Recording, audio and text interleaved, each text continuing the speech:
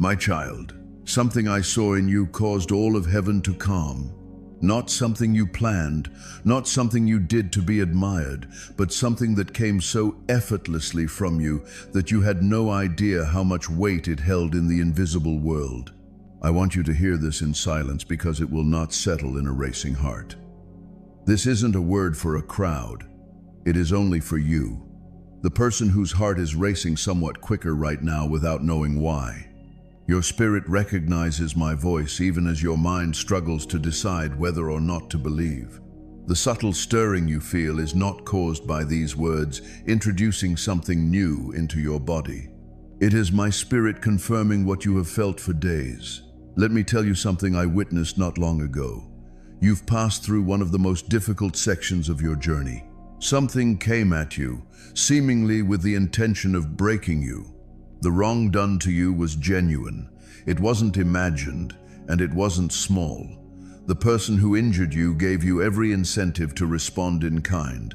Anyone who knew the full tale would have understood if you had become cold, harsh, or simply walked away. At that point, your own nature was screaming at you. It instructed you to reimburse everything you had received. It told you to protect yourself, expose them, and let the fire in your chest take over. Every sensible voice within you advocated for fury, which would have been simple to make excuses. But something deeper within you picked another path. You held your mouth when a single word could have hurt them. You protected them when you could have exposed their failure to others. You stayed and tried again, even though leaving would have cost you nothing in the sight of anyone. You responded to a real injury with real mercy, and heaven does not overlook something like that. Hear me attentively because I want you to understand why this is so important. Hearts travel in predictable rhythms, which have remained constant since the beginning. When someone is wounded, they become more resilient. Betray them, and they will seek vengeance. Treat them unfairly, and bitterness will occupy the empty chair at their table. This is the typical way of flesh, and I am not startled. I've seen it in all generations. But once in a while, a soul does something that disrupts the norm. A soul responds to darkness with light, not because a multitude is watching, but because of what resides within them.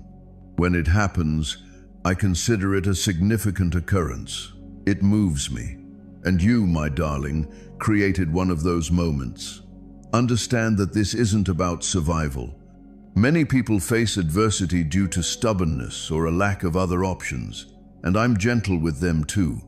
But you did something different. You were struck and then blessed. You were wronged, but you refused to be wrong yourself. You demonstrated that what happens to you is not determined by your surroundings. That is unusual. The majority of souls can be read similarly to the weather. Be gentle to them, and they will warm. Be harsh with them, and they will turn to frost. Their internal states fluctuate in response to the events of the day. But you demonstrated that nothing can change you into someone you were never meant to be. Your character is held from within in the dark, under duress, with no reward in sight. And here's something you couldn't have known. There was no audience near you at the time. You were not performing for anyone on or above earth. You were merely being yourself when no one was looking. That is precisely why it held such weight. A tiny stream represents prepared benevolence for spectators. Kindness emerges from the depths when the heart believes it is unseen, and I start looking in the deepest regions. I explored your recent days in the same manner a father reads a letter from his beloved child, slowly, missing nothing. I witnessed struggles within you that no other living creature knows about. I saw what words you swallowed. I witnessed the nights when you talked yourself out of resentment once more. I witnessed the mornings when you awoke and chose gentleness again, with no sign that it was effective. Each of these options was recorded. None of them dropped to the ground. And I'll tell you what I said to you in that hour so you may remember it for the rest of your lives. I responded, "This one reminds me why I made the human heart. Think slowly about that." The one who spoke light into being, put the stars in their courses, and measured the seas in the hollow of his hand, was stirred by your hidden decisions. Even my messengers, The powerful ones who stand in my presence and carry out my orders cannot accomplish what you achieved. They serve me while admiring my majesty. Obedience costs them little because they live in the full light of reality. But you are serving me from behind a veil. You can't see my face. You chose mercy without proof that it would prevail. You concealed the fact that faith has a cost. That is a grandeur that the angels pause to consider. So, before I say anything else, I'd like you to accept this one reality and hold it. You did not discover this word by chance. I scheduled this time. I guarded it so that nothing could draw you away. Since what I still have to say to you is both a promise and a hard word, and you'll need to listen to them together. There is a reason why darkness weighs so heavily on a soul like yours. Its goal has never been simply to harm you. Its purpose is to change you. Every attack you faced had the same hidden goal: to bring you down to bitterness, to train your heart to hate, to make you respond with poison. For when a soul returns evil for evil, it emerges from beneath my protection and begins to move with the very power that seeks its destruction. That has been the strategy against you since the first day. But when you responded to the onslaught with blessing, you shattered the whole plan. Malice was directed at you, and it found nothing in you to grab. Where love stands firm, evil will cannot flourish. It returns to the person who sent it. What was meant to injure you returned to its source, and you never raised your hand. You disarmed your opponents with the one weapon they couldn't counter. And this is what moved me even more deeply. This was not a trick you learnt or a discipline you practiced. It arose from your essence. You are merciful at your core, even under pressure that would have soured most souls if no one was there with you. Mercy is just what came out. When you were crushed, no venom spilt from your body. That revealed everything about what has been developing in you over all of these concealed years. Then I went further back across your street and discovered something that pleased me more than any single act: a pattern.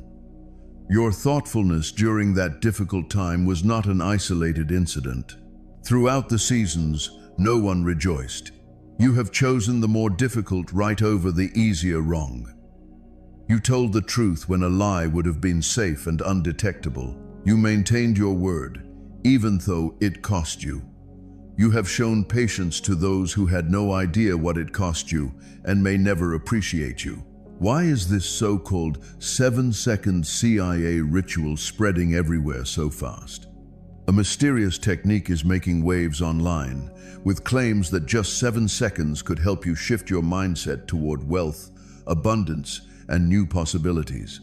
People are sharing stories of breaking through financial struggles, attracting unexpected opportunities, and finally feeling like their life is moving forward. And if you're watching this right now, pay attention, because content like this can disappear without warning.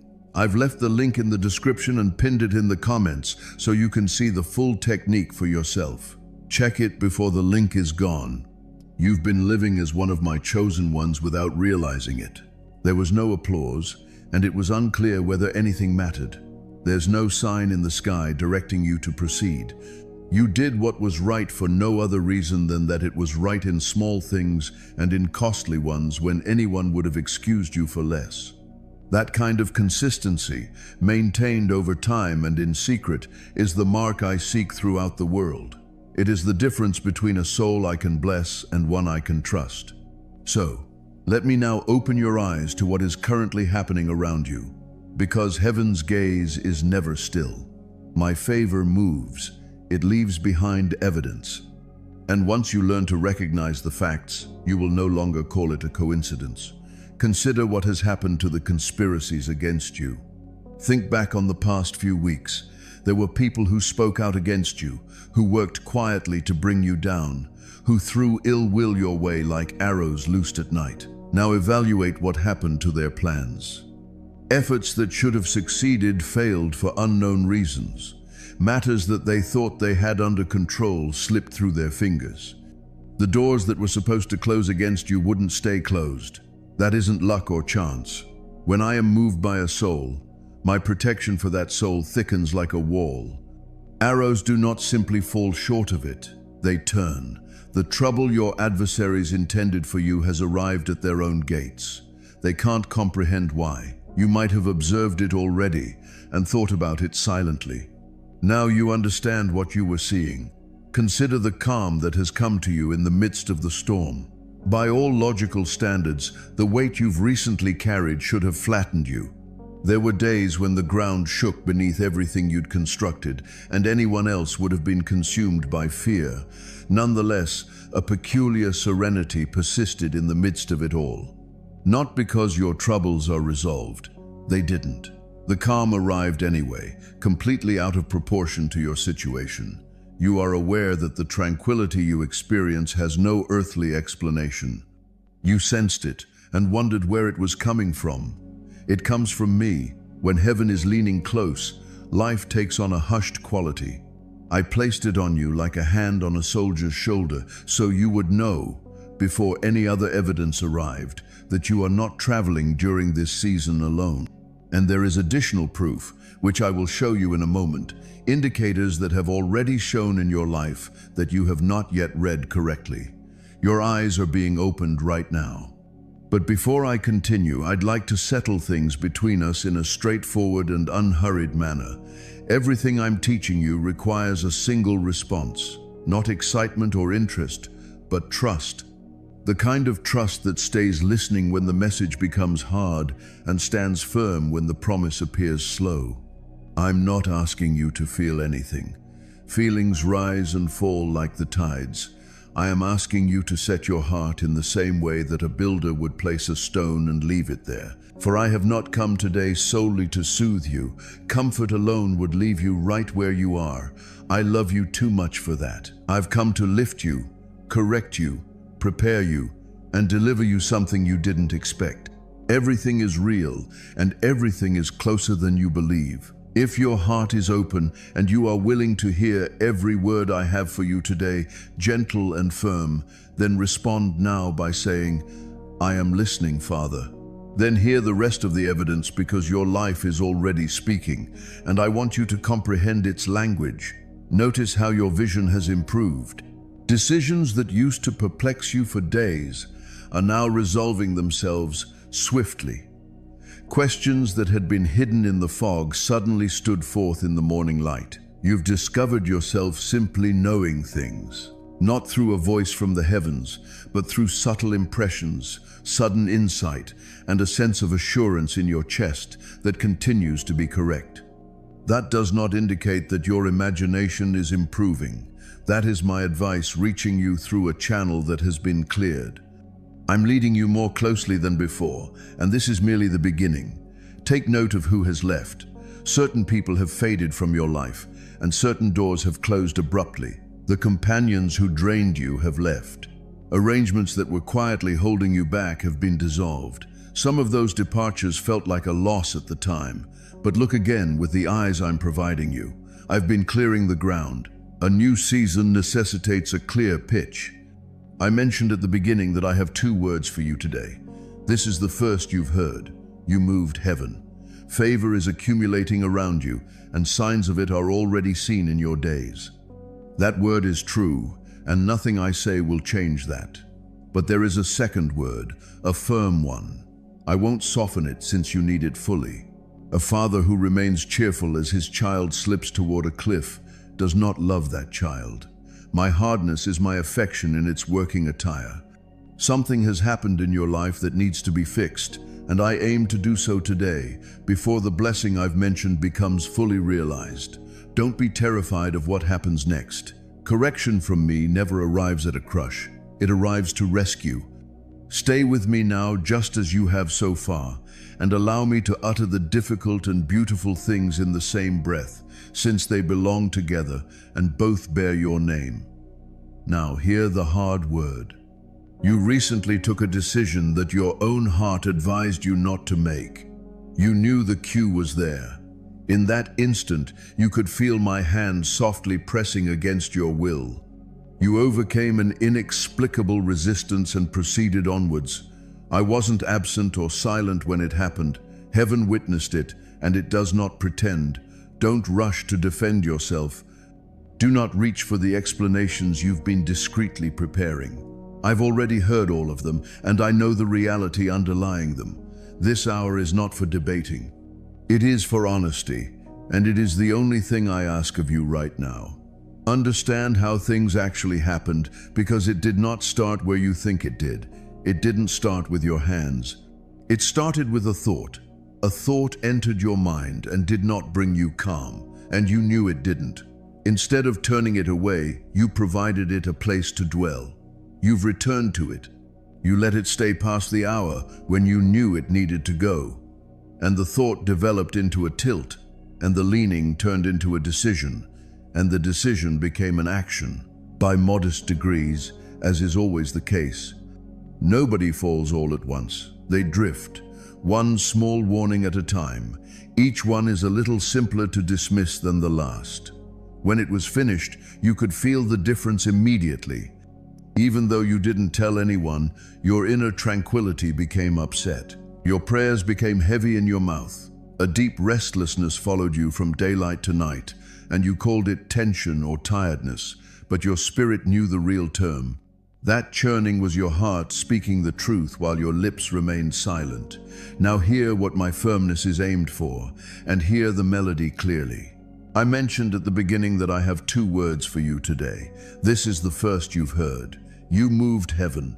Favor is accumulating around you, and signs of it are already seen in your days. That word is true, and nothing I say will change that. But there is a second word, a firm one.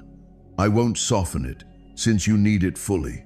A father who remains cheerful as his child slips toward a cliff does not love that child. My hardness is my affection in its working attire. Something has happened in your life that needs to be fixed, and I aim to do so today, before the blessing I've mentioned becomes fully realized. Don't be terrified of what happens next. Correction from me never arrives at crush. It arrives to rescue.